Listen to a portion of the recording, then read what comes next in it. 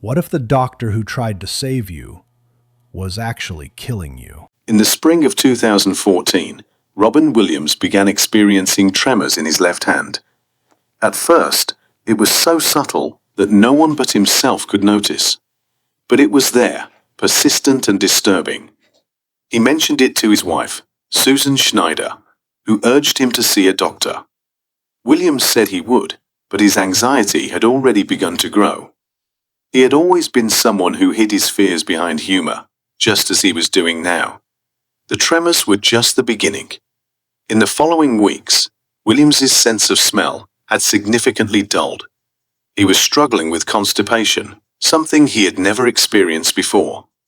His sleep became irregular, filled with vivid, disturbing nightmares that left him bewildered when he woke. Sometimes he physically acted out these dreams, suddenly thrashing in bed, waking Susan in fear. She later described these episodes as terrifying nightmares, not because of what he was doing, but because of the emotionless expression in his eyes when he woke. His eyes stared into the distance, confused, lost, as if he didn't know where he was. Williams made an appointment with a neurologist in May 2014. The doctor ran a series of tests, evaluating his motor skills, balance, and cognitive functions. Combined with the tremors, the stiffness in his movements, and the heavy tempo he now carried, the neurologist was led to a familiar diagnosis: Parkinson's disease. It was a conclusion supported by the visible symptoms. Parkinson's was a progressive neurological disorder that caused restricted movement, and Williams's tremors and rigid stiffness seemed to fit the profile. The doctor gave Williams a prescription for commonly used medications to manage Parkinson's symptoms, including levodopa, a drug that increases dopamine levels in the brain. Williams left the appointment with a somber sense of acceptance and disappointment. Parkinson's was a serious diagnosis, but it was something he could understand. It had a name, a treatment plan, a trajectory. That evening he told Susan about it, and though they were upset, they both tried to remain optimistic. Susan tried to cheer him up by being there for him always. They researched the disease together, found others who had lived with it for years, and convinced themselves that with the right approach, Williams could continue working and live a relatively normal life. But they were only fooling themselves. But the medication didn't help. On the contrary, it made things worse. In the weeks after starting the levodopa regimen, Williams began experiencing severe side effects. He developed intense anxiety that came from nowhere, without warning, gripping him and refusing to let go. He couldn't sit still at home, pacing up and down, constantly racing against thoughts in his mind that he couldn't silence. Susan noticed he seemed more paranoid than normal, questioning things that had never bothered him before. He became obsessed with small details, whether a door was locked, whether he had said the right thing in a conversation days ago, whether people were angry at him. He was drowning too much in his own thoughts. His already problematic insomnia reached an unbearable point. Williams would lie awake for hours, staring at the ceiling, his mind trapped in cycles of worry and fear he couldn't control. Unable to silence his mind, even when he managed to sleep, the nightmares intensified and repeated. His thoughts wouldn't leave him alone, even in his nightmares. He told Susan that his brain was under attack, that something inside him was breaking down in ways he couldn't explain, that he couldn't control it. She later remembered him saying, "I just want to reboot my brain." This situation also worsened his cognitive symptoms. Williams, known for his sharp intellect and quick improvisational skills, began having trouble remembering his lines on set. He was filming a new television series, The Crazy Ones, and crew members noticed he wasn't acting normal, that he was behaving strangely. He forgot where he was supposed to stand, missed cues, and looked visibly distressed when he couldn't remember dialogue. Williams, aware of this situation, began to feel embarrassed in front of the crew on set.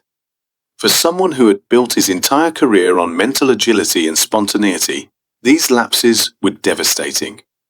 He began to feel as if everything was being taken from him. The decline was rapid and merciless. By the summer of 2014, Williams was experiencing panic attacks so severe that sometimes he had to leave the room during conversations. The walls felt like they were closing in on him. He constantly felt an impending sense of disaster, as if something terrible was about to happen, but he couldn't identify what it was and couldn't stop it. His hands trembled more than ever, and his movements became increasingly stiff and uncoordinated. He had trouble eating for days, lost weight. His once very animated and impressive face began to look tense and sunken. Susan insisted on taking him back to the neurologist. They returned for a follow-up appointment in July. Williams described his worsening symptoms: the anxiety, the cognitive problems, the insomnia. The neurologist adjusted his medications for anxiety and sleep disorders, prescribing them. Williams was now on multiple medications, which were damaging his health too much, each one to address a different symptom. But the medications brought him no relief. If anything, they seemed to be making the problem even more complicated. What Williams and his doctors didn't fully understand at the time was that he wasn't suffering from Parkinson's disease. This was creating an irreversible situation. He had a neurological disorder called Lewy Body Dementia, which shares many symptoms with Parkinson's, but is fundamentally different in its progression and impact. Lewy Body Dementia is caused by abnormal deposits of a protein called alpha-synuclein in the brain. These deposits, known as Lewy bodies, disrupt normal brain function, leading to a wide range of cognitive, motor, and psychiatric symptoms. The misdiagnosis was understandable, but also catastrophic. Lewy body dementia is extremely difficult to diagnose in its early stages because its symptoms overlap with Parkinson's disease, Alzheimer's disease, and various psychiatric disorders. Patients typically present with tremor and stiffness, which leads doctors to suspect Parkinson's. But unlike Parkinson's, Lewy body dementia also causes severe cognitive fluctuations, visual hallucinations, and hypersensitivity to certain medications, especially antipsychotics, and some Parkinson's drugs. However, the levodopa prescribed to Williams can help manage motor symptoms in some Lewy body dementia patients, but in others, it can intensify psychiatric symptoms, leading to increased anxiety, paranoia, and hallucinations. There's no way to predict how an individual patient will respond, and Williams had already become one of those for whom the medications made things worse. By August 2014, Williams was in crisis, unable to control himself. He told Susan he felt like he was losing his mind. He described the feeling of his thoughts fragmenting, unable to hold on to a single idea for more than a few seconds. He experienced visual hallucinations, seeing things that weren't there, shadows moving at the edge of his vision, figures standing in doorways. He knew they weren't real, or were they? This made the situation even more frightening. He was aware that his brain was malfunctioning, but had no control over it. It was as if he was forcibly strapped to a chair and being tortured. Susan later described this period as a living nightmare. She watched a man who had brought joy to millions of people, her husband, collapse before her eyes. She tried everything she could think of to help him, arranging more doctor appointments, researching alternative treatments, being with him during his worst moments. But nothing seemed to work. Williams was slipping away from her before her eyes. The tragedy of Williams's condition was further complicated by the fact that even when Lewy body dementia is correctly diagnosed, there is no cure. There are treatments that can help manage symptoms, but the disease progresses to a fatal degree. However, if Williams's disease had been correctly diagnosed, certain medications could have been avoided. His care team could have focused on strategies specifically designed for Lewy body dementia patients, such as minimizing stress, maintaining a structured routine, and using non-pharmaceutical interventions for sleep and anxiety. Instead, Williams spent his final months believing he had Parkinson's disease, continuing to take medications that could worsen his condition, feeling that the end was approaching for him. According to those close to him, he became fixated on the idea that his mind was irreversibly deteriorating. He read extensively about Parkinson's disease, learning about its progression, the eventual loss of motor control, the potential for dementia in later stages. His cognitive struggles were the beginning of a long, slow decline, and this thought terrified him. In the weeks before his death, Williams's behavior became even more erratic. He experienced severe paranoia, at times believing that people wanted to harm him or that he would be fired from projects. He struggled to distinguish reality from his fears. He had no sleep at all. He told Susan it felt like there was a terrorist in his brain sabotaging everything. On the night of August 10, 2014, Williams told Susan he was going to bed early. Due to his restlessness, which had become routine, he went to sleep in a separate room. Susan found him unresponsive the next morning. He had taken his own life during the night. The autopsy revealed the truth. Williams's brain had been ravaged by Lewy Body dementia. The pathologist examining the brain tissue described it as one of the worst cases he had seen. Nearly every region of Williams's brain had been affected by Lewy Body deposits. The damage was widespread and severe. It was a level of disease burden that would cause deep suffering and cognitive impairment. Susan Schneider later spoke publicly about the misdiagnosis and its impact. She described the frustration of knowing her husband was fighting an invisible enemy, an enemy his doctors couldn't identify. She emphasized that the medications he took may have contributed to his worsening symptoms, although it's impossible to know for certain. What is clear is that Williams spent his final months in deep confusion and distress, unaware of what was truly happening to him. The medical community has since used Williams's case as an example of the difficulties in diagnosing Lewy Body dementia. The disease affects an estimated 1.4 million people in the United States, but it's not well recognized and is often misdiagnosed. Many patients are initially told they have Parkinson's or Alzheimer's, which delays appropriate treatment and causes unnecessary suffering. One of the key challenges in diagnosing Lewy Body dementia is that there is no single definitive test. Doctors must rely on clinical observation, patient history, and a process of elimination. Brain imaging can sometimes help, but it's not always conclusive. The only way to confirm the diagnosis with absolute certainty is through autopsy, which means many patients never receive the correct diagnosis during their lifetime. For Williams, the misdiagnosis meant spending his final year trapped in a medical labyrinth. He saw multiple doctors, underwent numerous tests, and tried various medications, all while his condition continued to deteriorate. The treatments he received were based on a misunderstanding of his illness. The psychological burden of believing he had Parkinson's combined with the cognitive and psychiatric symptoms of Lewy Body dementia created a perfect storm of suffering. Susan Schneider has been an advocate for greater awareness of Lewy Body dementia since her husband's death. She has spoken about the need for better diagnostic tools, more research on the disease, and increased education for doctors and the public. She wants people to understand that Lewy Body dementia is not a rare condition, and that early recognition can make a significant difference in patient care and quality of life. The question that haunts those who followed Williams's story is whether a correct diagnosis could have changed the outcome. It's a question without a clear answer. Lewy Body dementia is a fatal disease, and Williams's case was particularly severe. Even with a correct diagnosis, he would have faced a difficult path. But a correct diagnosis might have prevented some of the confusion and fear he experienced. More informed decisions could have been made about his treatment and future. It could have provided him and his family with a framework for understanding what was happening.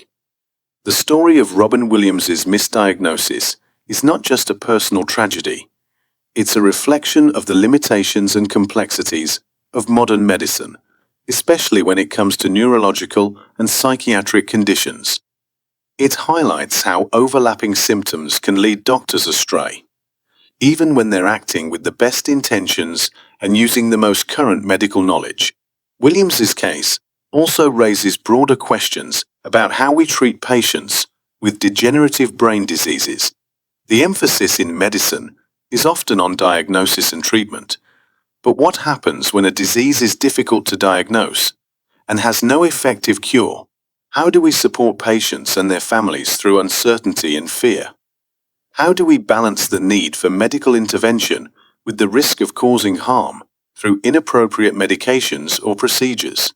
These aren't easy questions, and they don't have simple answers, but they're worth asking, especially in light of what happened to Robin Williams.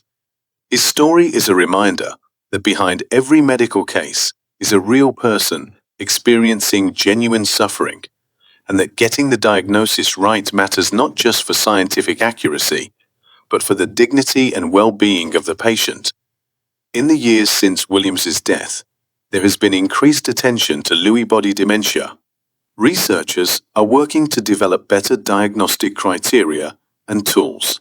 Advocacy groups are pushing for more public awareness. Medical schools are incorporating more education about the disease into their curricula. These are positive steps, but for Williams and others who have suffered from misdiagnosis, it's already too late. The medications Williams took in his final months were prescribed with the intention of helping him, but they may have contributed to his decline. This isn't a failure of individual doctors, but rather a systemic problem in how we approach complex neurological diseases. The medical model often relies on treating symptoms as they emerge, adjusting medications based on patient response, and hoping to find a combination that provides relief. For diseases like Lewy body dementia, where symptoms can be unpredictable and medication response is highly variable, this approach can be fraught with challenges.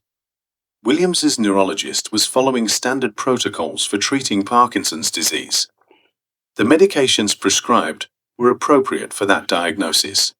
But because the underlying condition was different, these medications had unintended consequences. This is the cruel irony of misdiagnosis. The treatment itself can become part of the problem. There's also the psychological dimension of living with a wrong diagnosis. Williams believed he was in the early stages of Parkinson's disease, a condition he researched and understood to be progressive and ultimately debilitating. This knowledge weighed heavily on him. He was already struggling with depression and anxiety, and the Parkinson's diagnosis added another layer of fear and hopelessness. Would it have made a difference if he had known he had Lewy body dementia? It's impossible to say, but it might have helped him and his doctors understand why he was experiencing such severe cognitive and psychiatric symptoms, and could have led to different treatment approaches. Susan Schneider has spoken about the importance of listening to patients and families when symptoms don't align with expectations. In Williams's case, the cognitive and psychiatric symptoms were much more severe than typically expected in early-stage Parkinson's. This should have been a warning sign, prompting further investigation. But in the complexity of managing a patient with multiple symptoms, these warning signs weren't fully recognized. The medical system is designed to help, but it's not infallible. Doctors are human and work within the constraints of available medical knowledge and available diagnostic tools. Sometimes, despite everyone's best efforts, things go wrong. Williams's story is a stark reminder of this reality. What remains are the questions and the what-ifs. What if the diagnosis had been correct from the start? What if different medications had been used? What if more time had been devoted to investigating the full spectrum of his symptoms? These questions will never be answered, but they serve as important lessons for the medical community and anyone dealing with complex neurological conditions. Robin Williams's final months were marked by confusion, fear, and a profound sense of losing himself. The misdiagnosis played a significant role in this experience. It shaped the treatment he received, the medications he took, and the way he understood what was happening to him. In the end, the autopsy revealed a truth that came too late: a brain ravaged by Lewy Body dementia, a disease hiding in plain sight, disguised as something else. The story offers no easy answers or comforting conclusions. It's a story of medical complexity, human fragility, and the limits of what we can know and control. It's a reminder that behind the laughter and public persona was a man struggling with something he couldn't fully understand, fighting a misidentified enemy, and ultimately losing a battle that was never properly named.